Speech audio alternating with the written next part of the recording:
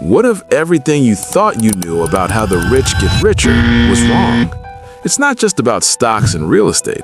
The ultra-wealthy are quietly investing in assets you'll never see on the news, securing their dynasties for generations to come.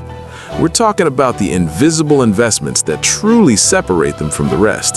You think wealthy people got rich buying stocks? Think again. While you're obsessing over Tesla and Apple, billionaires are making moves you've never even heard of.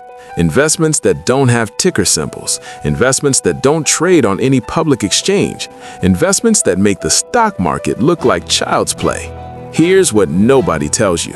When Warren Buffett talks about index funds on TV, that's not where most of his money is.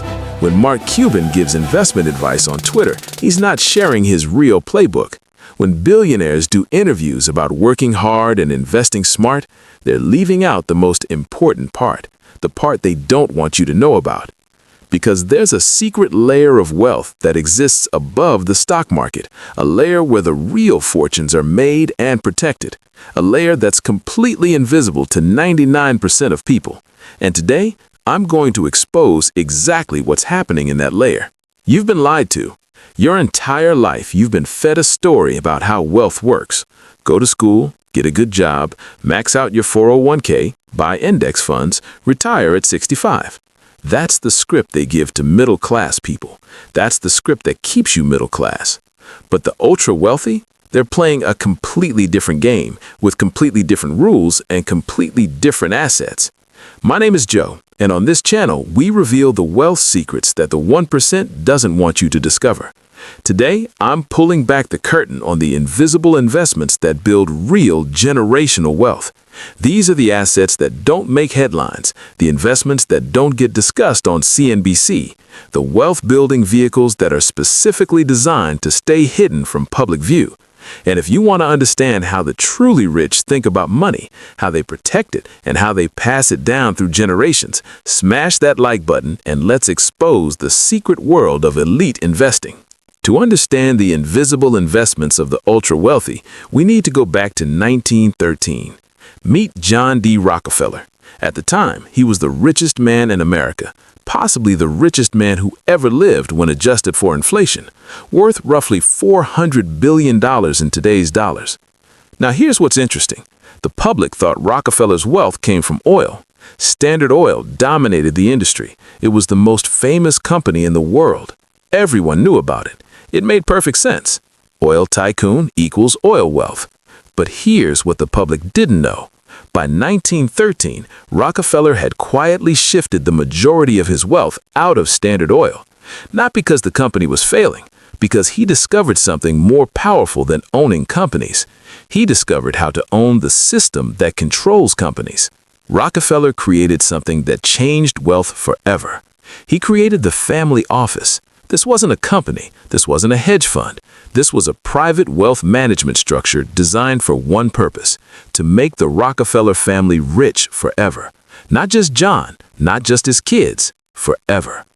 Inside this family office, Rockefeller didn't just invest in stocks. He invested in things that don't show up on any financial statement. He invested in relationships with politicians. He invested in media influence. He invested in controlling the narrative around wealth and business. He invested in creating laws that would benefit his family for generations. But more importantly, he invested in what I call invisible assets. These are assets that the general public doesn't even recognize as investments. Investment number one.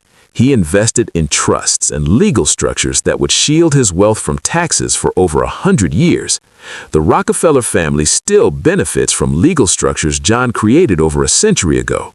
Structures that allow wealth to pass from generation to generation without being taxed into oblivion. Investment number two. He invested in art and rare assets that appreciate outside the traditional financial system. Art doesn't get taxed the same way stocks do.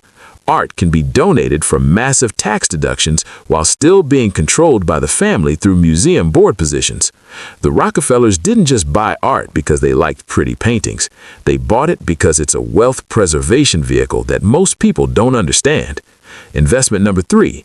He invested in private debt and direct lending to governments and corporations. This isn't bonds you can buy on the public market. This is private arrangements where the Rockefellers would loan money directly to institutions at rates and terms that were never made public. They became the bank that banks borrowed from. Investment number 4. He invested in farmland, timberland, and natural resources that generate cash flow forever. Not speculative investments, assets that produce, assets that never stop paying, assets that can't be disrupted by technology or market crashes. By the time Rockefeller died in 1937, his wealth wasn't just sitting in a brokerage account somewhere. It was woven into the fabric of American infrastructure, politics, law, and culture. It was invisible, it was protected, and it was designed to last forever. Today, over 100 years later, the Rockefeller family is still one of the wealthiest families in America, not because they had great stock picks, because they invested in assets that transcend markets, assets that the average person doesn't even know exist. Now you might be thinking, okay, Joe, that's fascinating, but I'm not a Rockefeller. I don't have $400 billion. I can't invest in art collections and private loans to governments. How does this apply to me? Here's the thing. You don't need Rockefeller money to understand Rockefeller strategy. The principles scale. The invisible investments that the ultra-wealthy use aren't just for billionaires. They're for anyone who's willing to think differently about what wealth actually is. Most people think investing means buying paper assets, stocks, bonds, ETFs, maybe some crypto. These are visible investments. They have prices that update every second. They're easy to track. They're comfortable. But they're also the investments that keep you playing the same game as everyone else. The ultra-wealthy invest in things that don't have a ticker symbol, things that don't fluctuate based on what the Federal Reserve said yesterday, things that build real power, real influence, and real generational security. And here's what nobody tells you.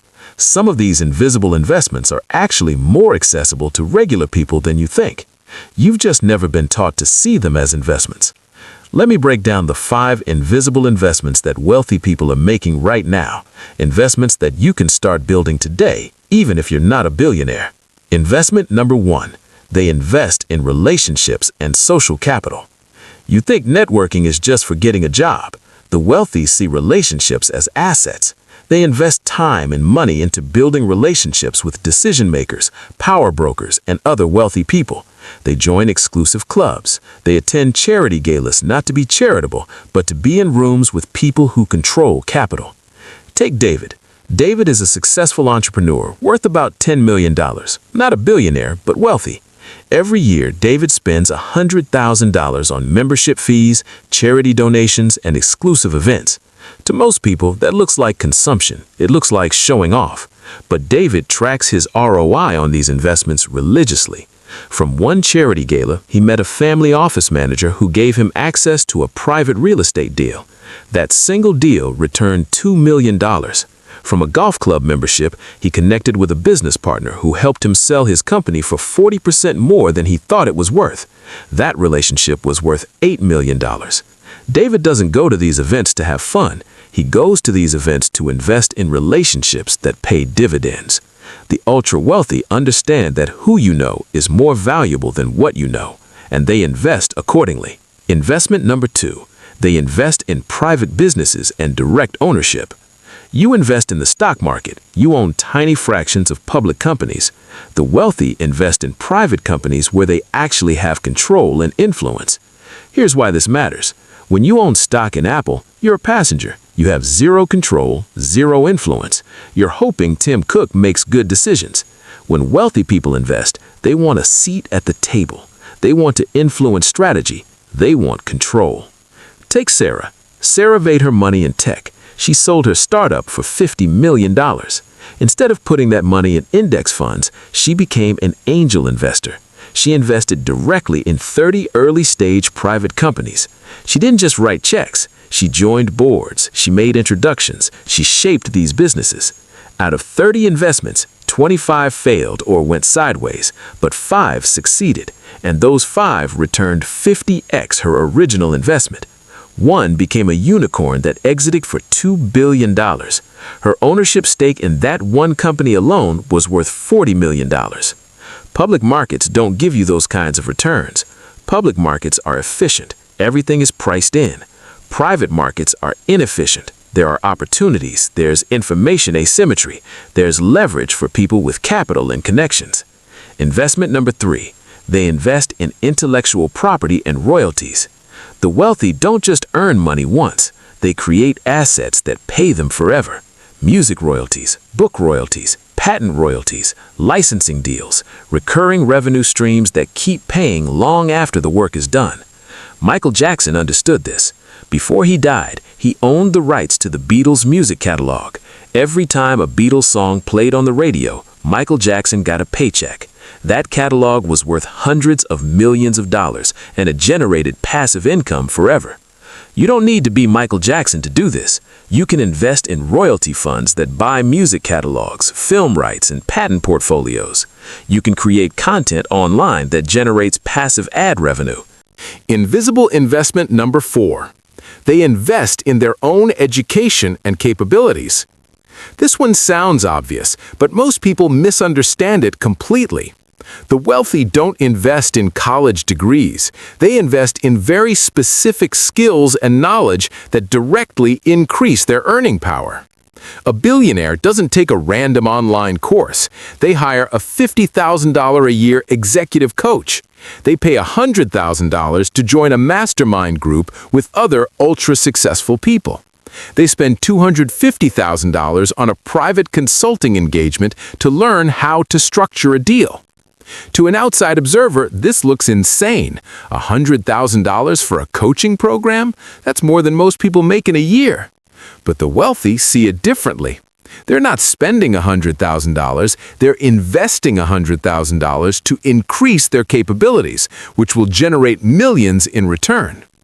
I know a real estate investor who paid $200,000 to spend a year shadowing a billionaire developer. That 1 year of proximity and learning taught him how to raise capital, structure deals, and negotiate with cities. Within 3 years, he'd used that knowledge to close deals worth $500 million. That $200,000 investment returned 100x. Invisible investment number 5. They invest in structures, not just assets. This is the big one. This is what separates millionaires from billionaires. The ultra-wealthy don't just buy assets, they build legal and financial structures that protect, multiply, and transfer wealth across generations.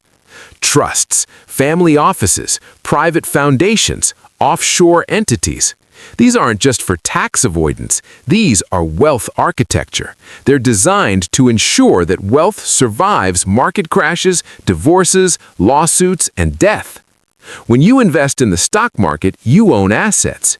When billionaires invest, they own structures that own assets. The difference is massive. If you own a rental property personally and get sued, they can take your property. If a legal structure owns the property and you control the structure, they can't touch it. These structures also allow the wealthy to pass billions to their children without paying estate taxes. They allow them to donate to charity while still controlling how the money is spent. They allow them to live off of loans backed by their assets instead of selling and paying capital gains taxes. This is the ultimate invisible investment. Most people don't even know these structures exist, and if you don't know they exist, you can't build them. So why don't regular people invest in these things? Why do 99% of people stick to stocks and real estate while the 1% builds invisible empires? It's because of something called asset blindness. Most people can only see investments that are marketed to them. Stocks are marketed, real estate is marketed, crypto is marketed. These are products sold to retail investors. But invisible investments aren't marketed. They're not advertised on TV. They're not explained in simple terms on YouTube. They exist in private conversations, in exclusive rooms, and in documents that aren't made public. The wealthy have access to deal flow that you'll never see. They get phone calls about private investment opportunities before they're offered to anyone else. They're invited to invest in hedge funds that require $10 million minimums. They get early access to IPOs at favorable prices. But here's the secret. You don't need access to those exact same deals to benefit from this strategy. You need to change how you think about investing. You need to start seeing opportunities that aren't packaged and sold to you. The wealthy invest in things that increase their power, influence, and optionality, not just things that might go up in value. There's a massive difference. So how do you actually implement this? How do you start investing like the wealthy when you're not wealthy yet? Here are my 3 strategies for building invisible wealth. Strategy number 1. Invest in yourself strategically. Stop spending money on random education. Stop taking courses that don't directly increase your income. Instead, invest in very specific skills that the market pays a premium for. If you're in sales, hire a $10,000 sales coach who can teach you how to close 7-figure deals. If you're an entrepreneur, pay $25,000 to join a mastermind with people 10 years ahead of you. If you want to get into real estate, spend $5,000 to shadow someone who's already successful. This feels expensive, it feels risky, but it's the same strategy billionaires use. They pay for proximity to knowledge that compounds. Strategy number 2.